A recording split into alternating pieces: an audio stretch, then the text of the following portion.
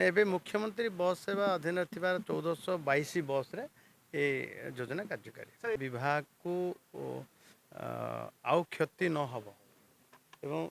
School ଆଉ ଗଣଶିକ୍ଷା ବିଭାଗ ମଧ୍ୟ ତାର ଭରଣା କରିବା ପାଇଁ ମଧ୍ୟ ଗୋଟେ ପ୍ରକାର ନେଗୋସିଏସନ୍ ହେଇଛି ଏବଂ ତାର ଆଧାରରେ ପିଲାମାନେ ସୁବିଧା ପାଇବେ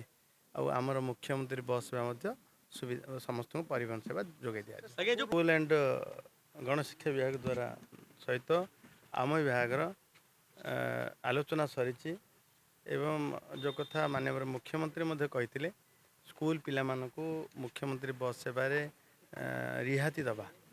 ସମ୍ପୂର୍ଣ୍ଣ ରିହାତିର ବ୍ୟବସ୍ଥା ତାକୁ ଚିଠି ବି ହୋଇସାରିଛି ଏବଂ ଶୀଘ୍ର କାର୍ଯ୍ୟକାରୀ ହେବ। ଆମର ବିଭାଗକୁ ଆଉ କ୍ଷତି ନ ହେବ ଏବଂ ସ୍କୁଲ ଆଉ ଗଣଶିକ୍ଷା ବିଭାଗ ମଧ୍ୟ ତାର ଭରଣା କରିବା ପାଇଁ ମଧ୍ୟ ଗୋଟେ ପ୍ରକାର ନେଗୋସିଏସନ୍ ହେଇଛି ଏବଂ ତାର ଆଧାରରେ ପିଲାମାନେ ସୁବିଧା ପାଇବେ ଆଉ ଆମର ମୁଖ୍ୟମନ୍ତ୍ରୀ ବସ୍ ସେବା ମଧ୍ୟ ସୁବିଧା ସମସ୍ତଙ୍କୁ ପରିବହନ ସେବା ଯୋଗାଇ ଦିଆଯାଏ। ବସ୍ ସେବା ତ ସମସ୍ତେ ଯିବେ ସେ ଭିତରେ ଯେଉଁ ଷ୍ଟୁଡେଣ୍ଟ ମାନେ ଆସିଲେ ତାଙ୍କୁ ଫ୍ରି